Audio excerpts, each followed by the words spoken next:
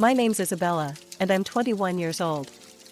I just finished my third year at art college, and let me tell you, it's been one hell of a ride. But before I get into all that, you need to know where I come from. I grew up in a house where I never felt at home. My parents, Tom and Sarah, always made it clear that my older sister, Emily, was their golden child. She's 4 years older than me and has always been a thorn in my side. From the day I was born, Emily seemed to hate me. She'd tease me, break my toys, and make my life miserable. And my parents? They'd just laugh it off, saying, "Oh, that's just how sisters are." But it wasn't normal. I remember when I was 14, I had this huge crush on a boy at school. His name was Jake, and I thought he was the cutest thing ever. I'd spend hours drawing portraits of him in secret, hiding them under my mattress, where I thought no one would find them. But Emily found them. And you know what she did? She pinned them up on the school bulletin board for everyone to see. I still remember walking into school that day. The laughter, the pointing, the whispers. It felt like the whole world was crashing down around me. And Jake? He came up to me, all awkward and stuttering. Isabella. I saw the drawings. Look, you're nice and all, but I don't like you that way. I ran home crying that day. My parents were in the kitchen when I burst through the door, tears streaming down my face. Mom, Dad, Emily humiliated me at school. She found my private drawings in. But before I could finish, Emily waltzed in, a smug grin on her face. "Oh, come on, Izzy," she said, using the nickname I hated. "It was just a bit of fun. Not my fault you can't take a joke." And you know what my parents did? They laughed. They actually laughed. "Sweetie," my mom said, wiping tears of mirth from her eyes, "you really need to toughen up. It's not Emily's fault you're such a crybaby." That's why, when I got accepted into art college, I was over the moon. It was my ticket out of that house, away from the constant mockery and belittlement. My grandmother was the only one who ever showed me any real love. She was the one who encouraged my art, who told me I had talent. When I got accepted, she insisted on paying for my tuition. "Isabella," she said, her eyes twinkling, "you've got a gift. Don't let anyone tell you otherwise. I'll make sure you get the education you deserve." For 3 years, she paid for everything. My tuition, my supplies, even some extra for living expenses. But then, just before my final year, she got sick. I remember sitting by her bedside, holding her frail hand. She looked at me with those kind eyes of hers and said, "Isabella, my dear, I'm so proud of you.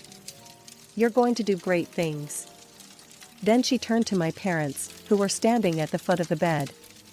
"Tom, Sarah, I need you to promise me something. Promise me you'll pay for Isabella's final year. She needs to finish her education." My parents nodded solemnly. "Of course, Mom," my dad said. "We promise." Grandma died a week later. At the reading of her will, we found out she'd left her house to my parents and her jewelry to Emily and me. Emily, of course, immediately grabbed the diamond tiara. "I'll take this," she announced. "Isabella can have the ring. She doesn't care about jewelry anyway, right, Izzy?" I didn't argue. She was right, I didn't care much for jewelry. So I took the diamond ring and put it in a safety deposit box at the bank. I made friends quickly in college. There was Zoe, a punk rocker with a talent for abstract art, and Marcus, a quiet guy who could make sculptures that took your breath away. They didn't care about my family drama. To them, I was just Isabella, the girl who could paint like nobody's business. "Hey, Bella," Zoe said one day, using the nickname I actually liked.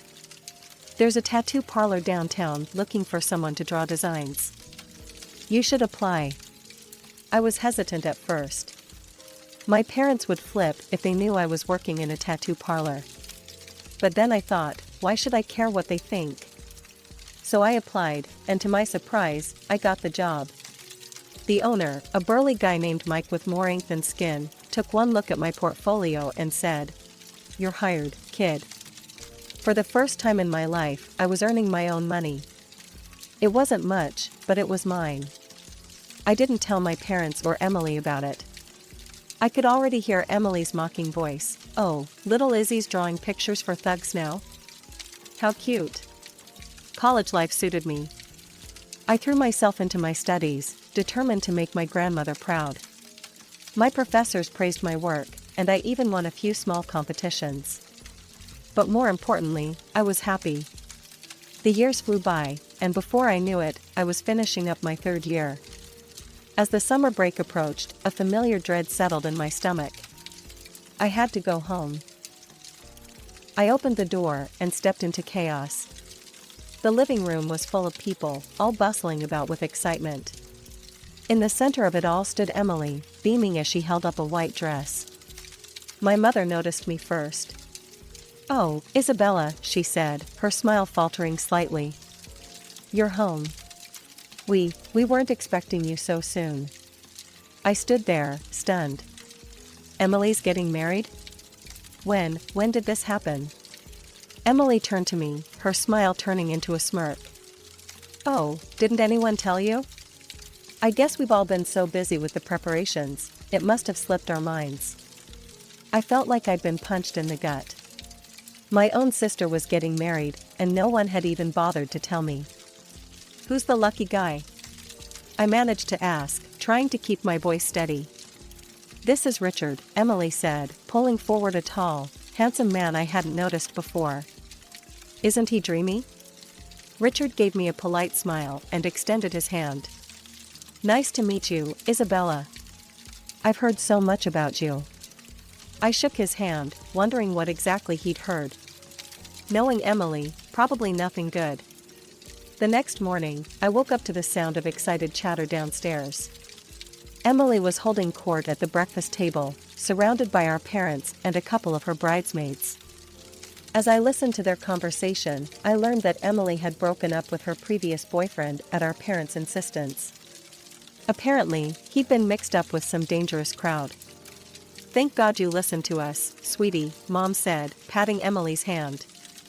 "Richard is such a better match for you. And his family is so well off." I couldn't help but roll my eyes. Of course, that's what they cared about. "Speaking of Richard," Emily said, turning to me with a smirk, "he's taking me out to dinner tonight. Not that you'd know anything about that, right, Izzy? Still haven't found a boyfriend?" They all laughed, and I gripped my coffee mug tighter, willing myself not to cry. Some things never change. As the days passed, I tried to stay out of everyone's way. I spent most of my time in my room, sketching and counting down the days until I could leave. But one evening, I couldn't avoid the family dinner. We were all seated around the table when Emily dropped her bombshell. "I've decided to wear Grandma's tiara for the wedding," she announced. "It'll look perfect with my dress." "Oh, that's a wonderful idea," Mom exclaimed. Emily wasn't done. "But you know what would make it even better? If I had a matching piece to go with it. Like, oh, I don't know, a ring?" I froze, my fork halfway to my mouth. I knew exactly where this was going. Mom's eyes lit up. "Oh, that's right. Isabella, didn't Grandma leave you a ring?" I nodded slowly, a sick feeling growing in my stomach. "Well, there you go," Emily said, clapping her hands together. "Izzy, you'll let me borrow the ring for the wedding, won't you?" I put down my fork. "Borrow? For how long?" Emily laughed, a sound that sent chills down my spine. "Oh, silly Izzy. I mean, you'll give it to me. For keeps." But Grandma left that to me," I protested weakly. "Come on, Isabella," Dad said, his voice stern. "Don't be selfish. It's your sister's wedding day." I looked around the table, hoping to see someone, anyone, on my side. But all I saw were expectant faces, waiting for me to give in. Like always. "Isabella," Dad said, his voice cold. "Either you give the ring to your sister, or we won't pay for your final year of college." The room fell silent.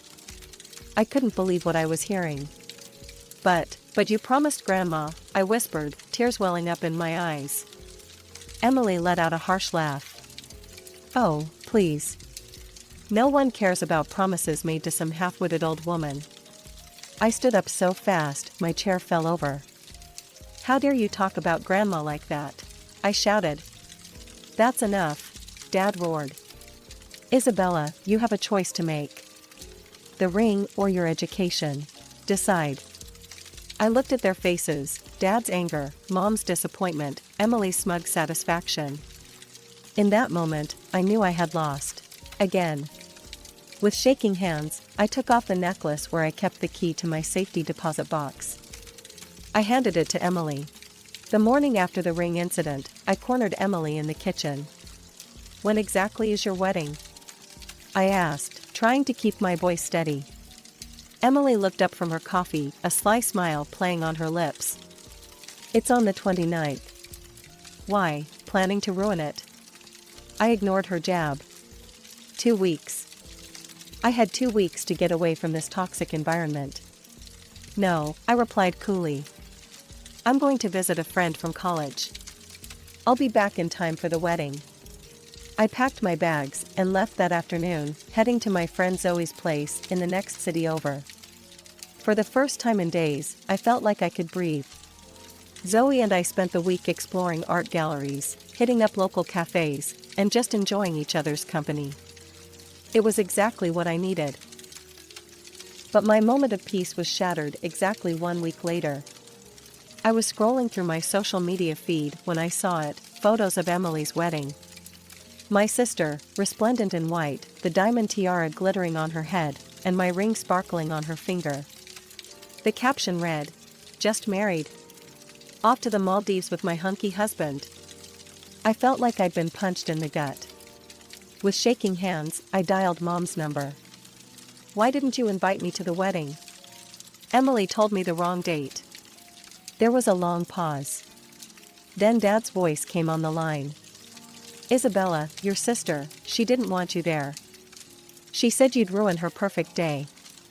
We thought it was best not to tell you. I felt like I was going to be sick. How could you do this to me? I'm your daughter too. Don't be dramatic, Mom chimed in. It's not like you really wanted to be there anyway, right? I hung up, my whole body shaking with anger and hurt. A few days later, I returned home, only to find Emily had also returned from her honeymoon. I walked into the living room to find her, Mom, and Dad huddled together, looking at apartment listings. I cleared my throat, and they all looked up. Don't forget about my tuition, I said, my voice small. You promised to pay for my last year if I gave Emily the ring. Dad shifted uncomfortably. Actually, Isabella, we've decided to use that money as a down payment on Emily's apartment instead. I felt like the floor had dropped out from under me. But you promised. You swore to Grandma. Plans change, Mom said dismissively. Emily needs it more. I'm sure you can figure something out. Emily was still laughing, a cruel, mocking sound that made my blood boil. Before I knew what I was doing, I lunged at her, grabbing a fistful of her hair. Emily screeched, and suddenly everyone was shouting. Dad yanked me away, his face red with anger. That's enough, he roared. Isabella, get out of this house right now. I ran to my room, threw some clothes in a bag, and stormed out, slamming the front door behind me. As I walked away from the house, my heart pounding and my cheeks wet with tears, I realized something. I found myself back at Zoe's place, feeling lost and broken.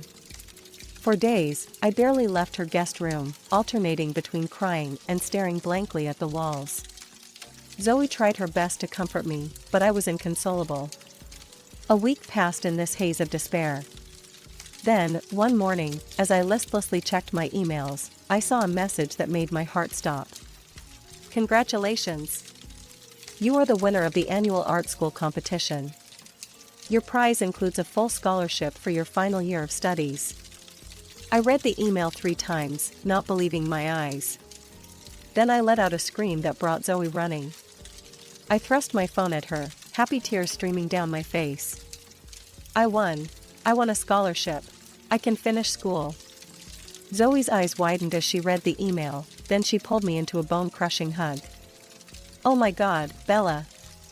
This is amazing." For the first time in weeks, I felt a glimmer of hope. I could finish my degree without my parents' help. I could make my own way. When the new semester started, I threw myself into my studies with renewed vigor. Between my classes and my part-time job at the tattoo parlor, I barely had time to think about my family drama. Months passed, and I slowly started to heal. One day, I was hanging out with my classmate, Jake, who worked part-time at a local pawn shop. We were chatting about our day when he mentioned something that caught my attention. "You won't believe what happened during my shift today," he said.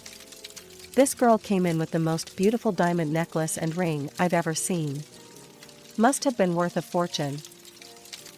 My heart skipped a beat. "What did she look like?" I asked, trying to keep my voice casual. Jake described a woman who sounded exactly like Emily. "Can you draw the jewelry for me?" I asked, my hands shaking slightly. Jake looked confused, but complied. As I watched him sketch, my suspicions were confirmed. The necklace was the one Emily had always bragged about, and the ring, it was my grandmother's ring.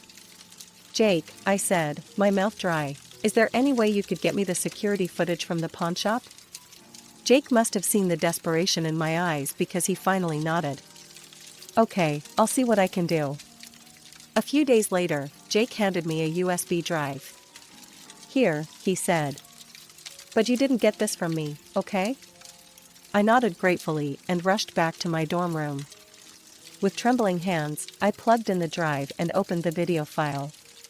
There was Emily, clear as day, handing over the jewelry. But what made my jaw drop was what happened next. As she turned to leave, a man entered the frame.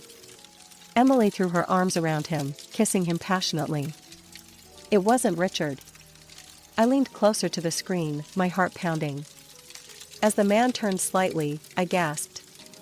I recognized him. It was Emily's ex-boyfriend, the one our parents had made her break up with because of his criminal connections. I sat back, my mind reeling. Emily had pawned her precious jewelry, including my grandmother's ring, and was apparently cheating on her husband with her criminal ex-boyfriend.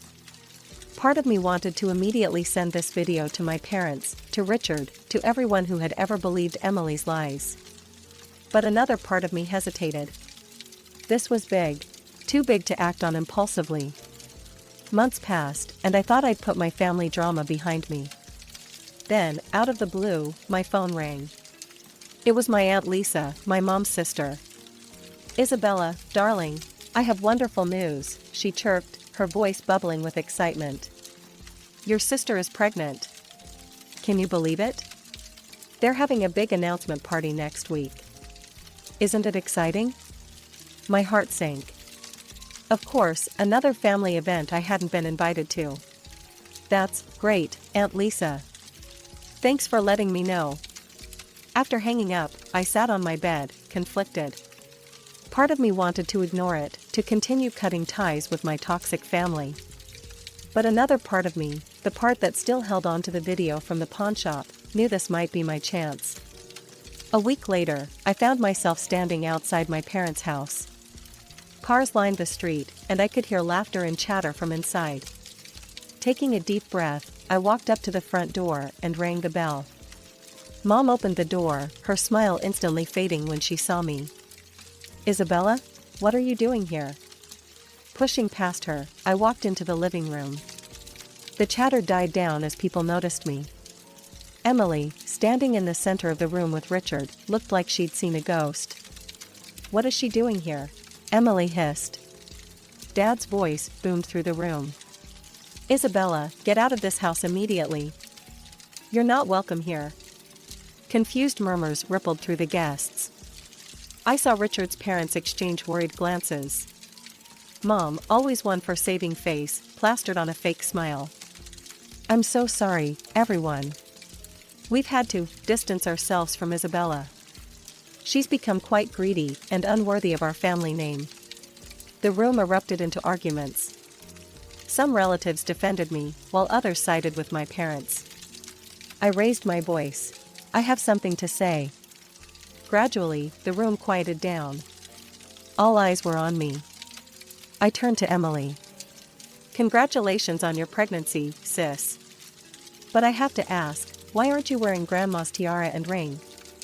Emily's face went pale. Her mother-in-law spoke up. "Now that you mention it, I haven't seen that beautiful ring in a while." "Emily, dear, where is it?" Emily stuttered. I sent them for restoration. They needed cleaning." I nodded slowly, pulling out my phone. "That's interesting. Because I have a video here that tells a different story."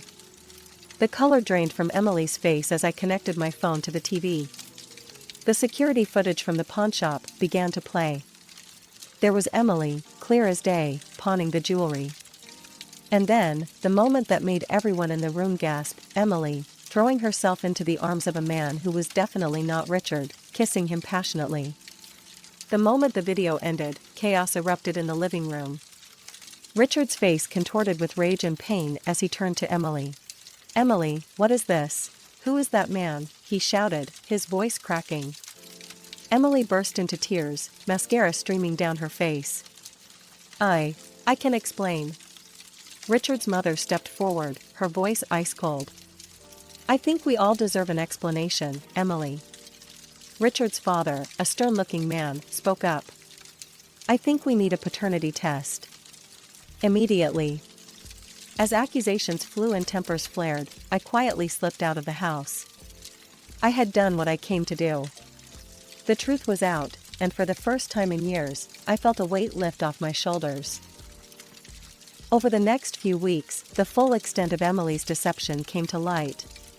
Through the family grapevine, I learned that she had been secretly meeting her ex-boyfriend, the one with criminal connections, behind Richard's back. She had been spending Richard's money on him and even pawned her jewelry to pay off his debts. The paternity test results were the final nail in the coffin. The baby wasn't Richard's, it was her ex-boyfriend's. Richard, understandably devastated, filed for divorce. He sued Emily for a substantial sum, citing emotional damages and financial fraud. Her ex-boyfriend, upon learning of the pregnancy, vanished without a trace, leaving Emily to face the consequences alone. My parents, who had always put Emily on a pedestal, were forced to face the harsh reality of her actions. They had to take out a significant loan to help Emily pay the compensation Richard demanded. Their golden child had fallen from grace, and they were left to pick up the pieces. In a twisted turn of events, they tried to blame me for everything. Mom left a voicemail on my phone, her voice bitter and accusing. "Are you happy now, Isabella? You've ruined your sister's life. I hope you're proud of yourself." I deleted the message without responding. Their words no longer had the power to hurt me. As for me, I returned to college, threw myself into my studies, and focused on building the life I wanted. I cut off all communication with my family, changing my phone number and email address. The toxic cycle was finally broken. It's been 2 years since that fateful day when I exposed Emily's lies. I graduated from art college with honors, my final project earning praise from both professors and local art critics. Now, at 23, I'm working at the Harmony Art Gallery in the city. It's a dream come true, surrounded by beautiful artwork every day, helping to curate exhibitions, and even organizing events for up-and-coming artists. But that's not all. I've been painting in my free time, and to my surprise and delight, my work has caught the eye of several collectors. I haven't forgotten my roots, though. I still create tattoo sketches in my spare time. It's become a cherished hobby, a link to the past that reminds me of how far I've come. Some of my designs have even been featured in tattoo magazines, which never fails to make me smile. As for my family, well, that's a complicated story. I've maintained relationships with a few aunts and cousins who stood by me during the fallout. They keep me updated on the family drama, though I try not to let it affect me anymore. From what I hear, Emily is still living with our parents. She's unemployed, struggling to raise her child alone. Mom and Dad, facing financial troubles of their own, are constantly pressuring her to find a job and move out. The arguments are frequent and bitter, I'm told. I haven't spoken to my parents or Emily since that day. They tried reaching out a few times in the beginning, guilt-tripping messages, angry voicemails, but I stood firm in my decision to cut ties. Eventually, they stopped trying. On a brighter note, I've been dating a wonderful guy named Alex for the past year. He's a graphic designer I met at a gallery event. He's kind, supportive, and best of all, he understands my passion for art. We're talking about moving in together soon, another step towards building the life I want.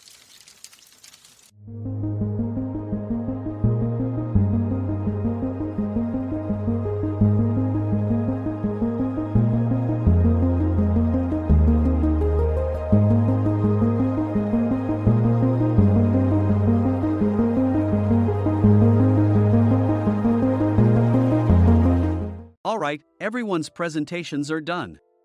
Nick, the manager, said as he tried to move the discussion forward. Excuse me, I haven't. I recently found out something. Nick interrupted me and began to speak. There's apparently someone in this department who didn't graduate high school and is just a part-timer. Meetings should be for employees only. Absolutely right. His lackey, Mike, of course, agreed with Nick. I'm leaving. After leaving the meeting room, I started to shut down my computer. I noticed that an email had arrived, not in my personal inbox, but in the company's shared email. Thinking, there's no point in speaking up, no one will listen, I went home quietly. The next day, I heard a commotion from Nick's desk. He was staring at his computer screen, his face pale. Nick! Is something wrong? Mike looked at the screen with him. And he turned even paler than Nick. Why is he so angry? Knowing the reason for Mike's distress, I thought to myself, serves them right. My name is Adam. My mother passed away when I was in the 9th grade, and I was raised by my father. Well, you could hardly call it being raised. After my mother passed, my father changed. He drowned his sorrows in alcohol, and though he still went to work, he squandered our living expenses on horse racing. Because of that, I had to start working part-time as soon as I entered high school. Every month, I went to the convenience store with bills in hand that couldn't be auto-deducted from my father's account. Even though I endured it because I didn't want to be alone, I reached my limit in my second year of high school and dropped out. I found a live-in job at a distant inn. Thank you for everything. The day I left home, my father, still staring at the TV, spoke. Take care. That was our last conversation.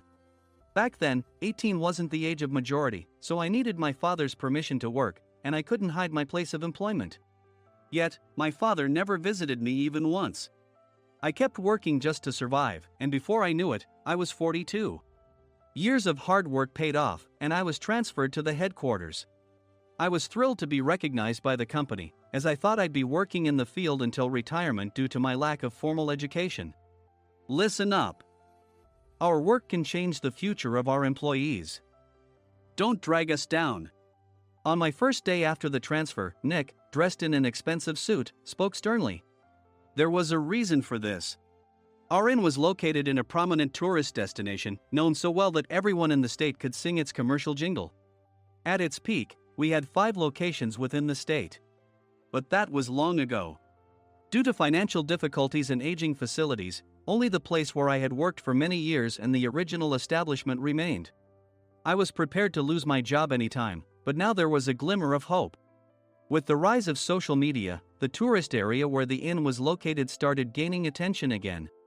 Depending on how hard the sales department, where I was transferred, worked, we could either thrive or be forced to give up this prime location to the new hotel chains continuously popping up.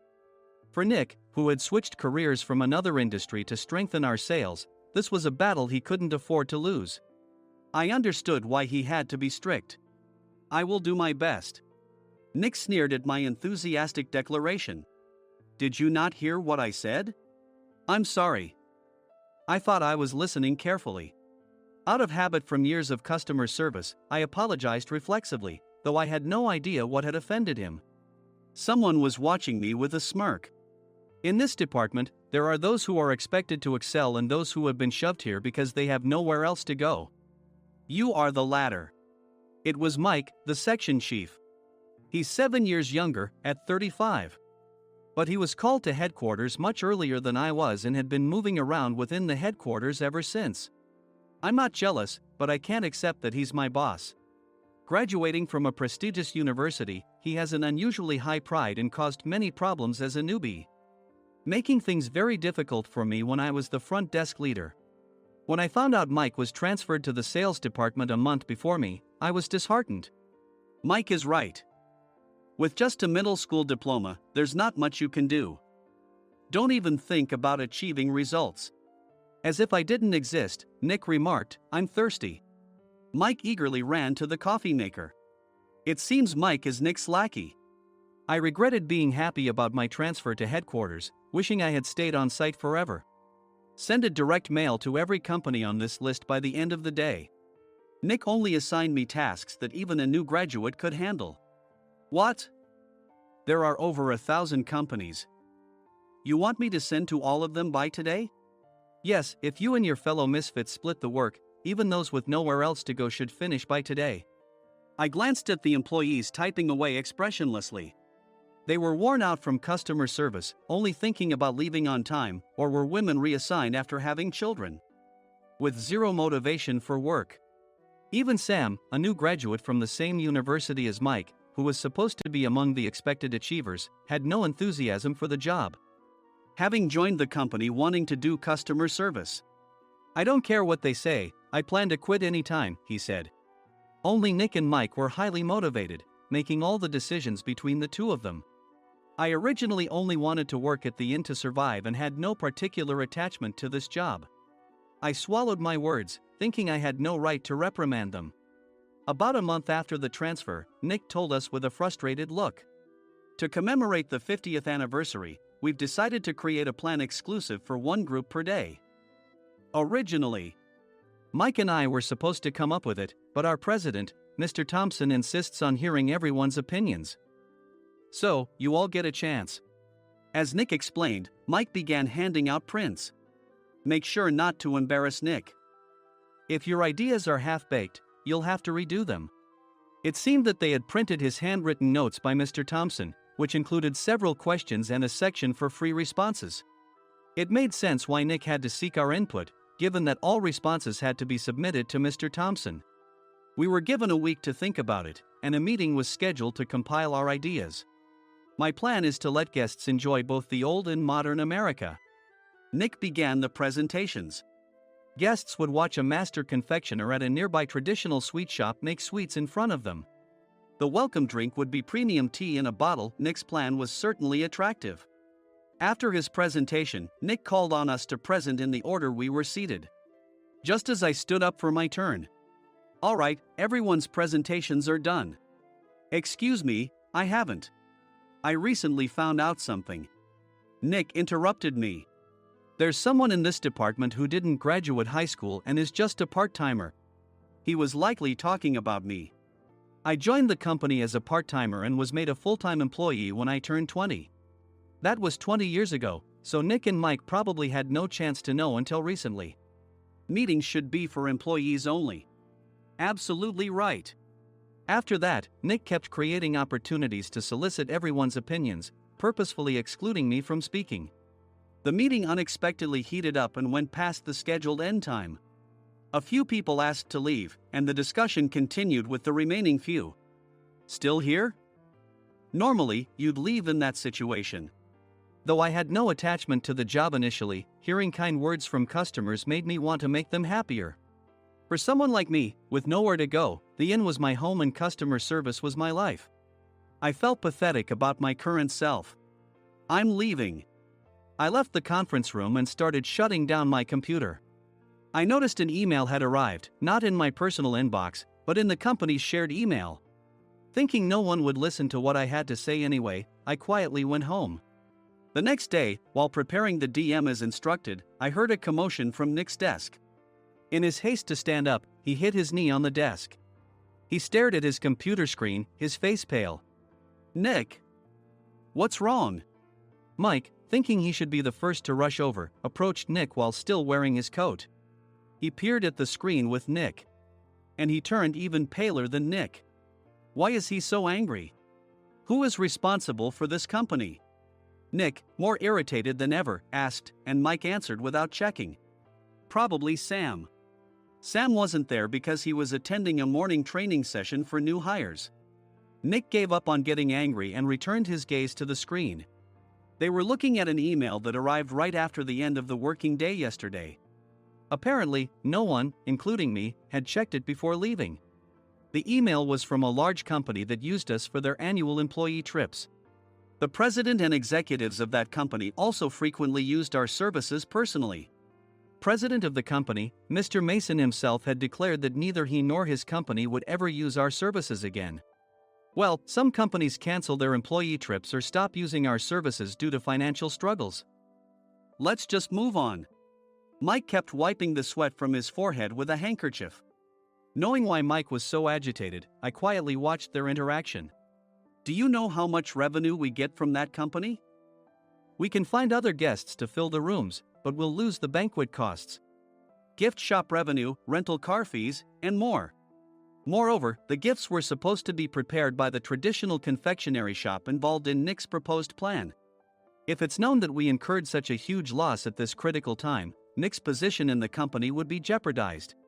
Nick took a deep breath, seemingly trying to calm himself. All right, Mike. Go to New York right now and apologize to Mr. Mason. What? You're coming with me, right? I have urgent work to do. I trust you, which is why I'm entrusting this to you. Please. Mike, believing Nick's sincerity, agreed with a determined look on his face, saying, yes. That's Nick for you. Even if Mike went to apologize, Nick would shift all the blame onto him if the client didn't change their mind. Well, it was Mike's fault to begin with, so it served him right. About 3 hours later, Sam answered a call from somewhere and repeatedly apologized, saying, I'm very sorry. Everyone watched to see what was happening. After ending the call, he informed Nick with a weary tone. When Mike arrived at the client's company, he only made things worse, further infuriating Mr. Mason. He was demanding, get his boss here immediately. It was no wonder Sam was exhausted, dealing with such a call right after returning from training. What is that idiot doing? All right, Adam, you're coming with me. If sacrificing Mike didn't work, then I must be next. Normally, I'd want to refuse at all costs, but I saw an opportunity in this situation. If I can be of assistance, I'd be happy to join you. I immediately followed Nick, and we flew to New York. When we introduced ourselves at the reception, it became clear how serious the situation was, as the receptionist personally escorted us to the president's office. Angry voices leaked through the door, making both Nick and me uneasy. Excuse me.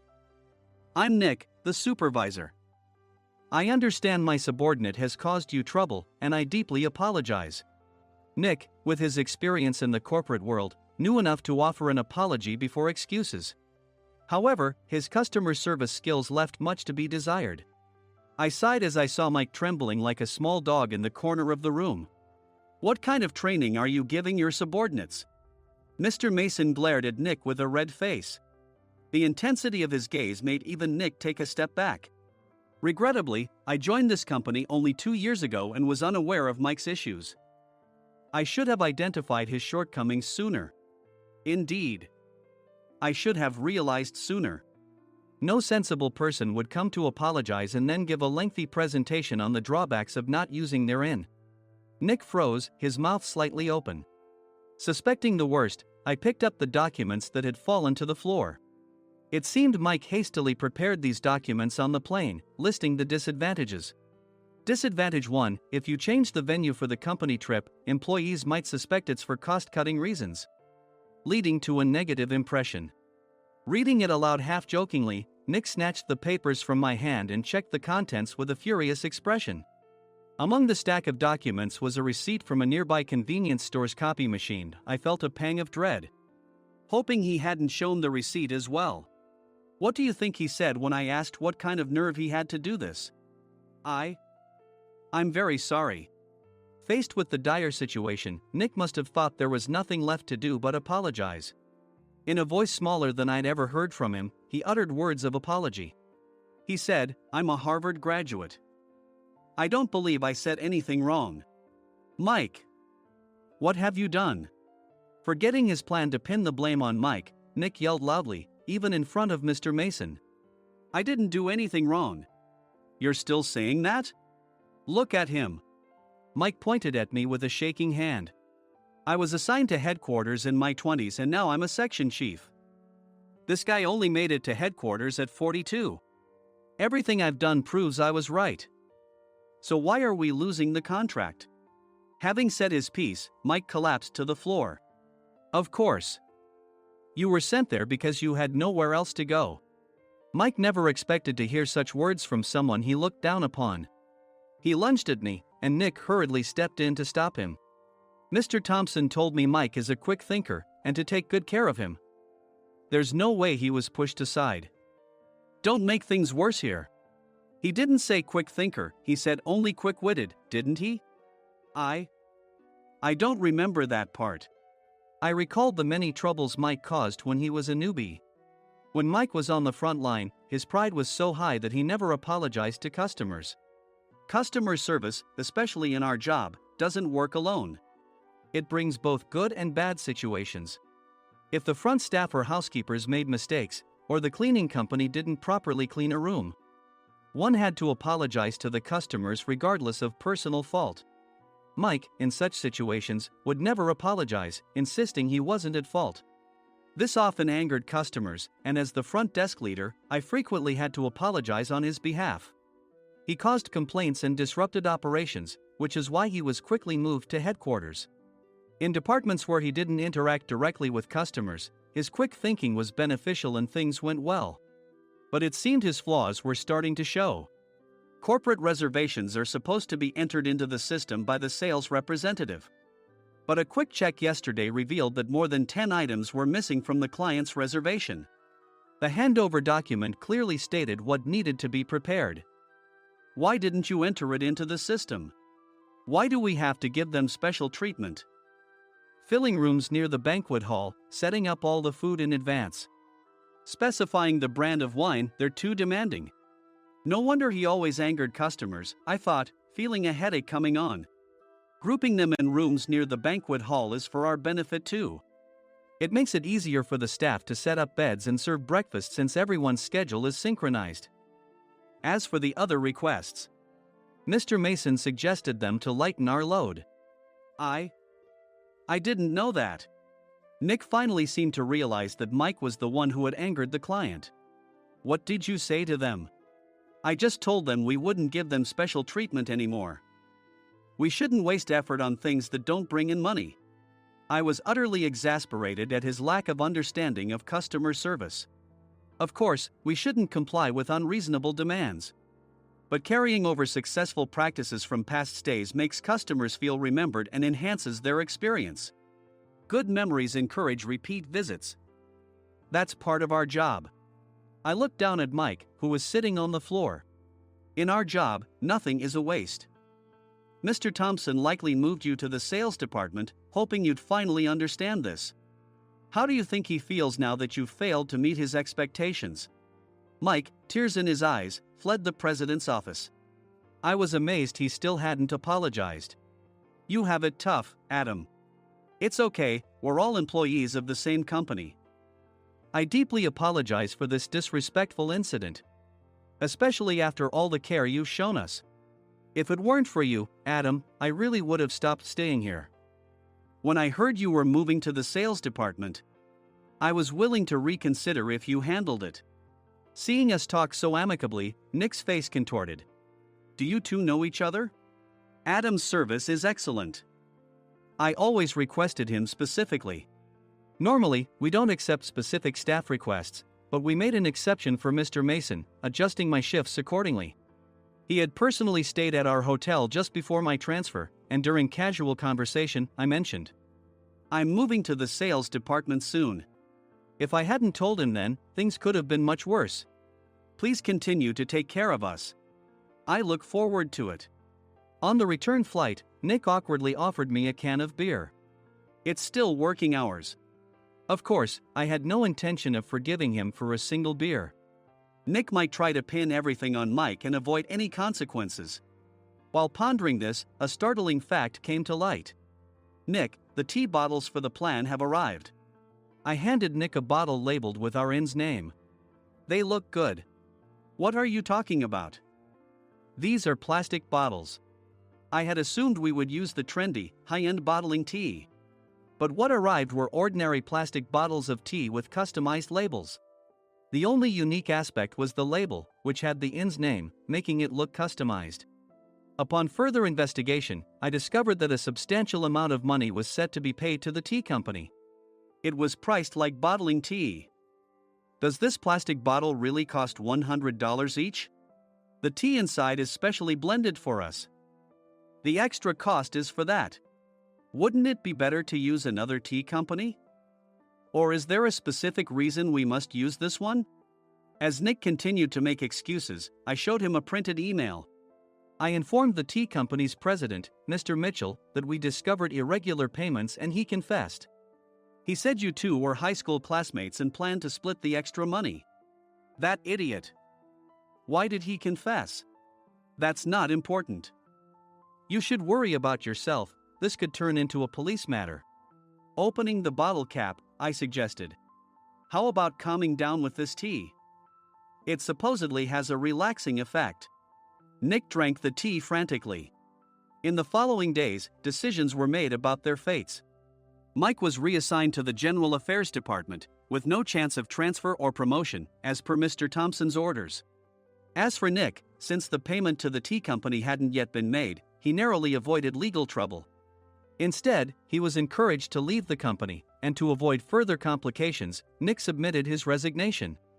Rumor has it that connections between HR departments have made it difficult for him to find new employment. Even though it was good to have those two gone, something unexpected happened in the sales department. Everyone became motivated and united in refining the 50th anniversary plan. In the end, my plan was adopted. We collaborated with the Tourist Information Center to provide personalized guides. The plan, tailored to the number of guests, was truly special for the 50th anniversary. Hey, is Adam's family coming to stay? I immediately booked that special plan for my family. Sam noticed it on the reservation list and quickly picked up on it. Yes, I'm inviting my father. That's great. I might invite my parents too. I lacked the courage to face my father just as Adam. But here, with the confidence Mr. Mason praised, I felt ready. The 50th anniversary plan was a perfect opportunity to reconnect with my father. I hoped to bring back the days when we could laugh together as we once did.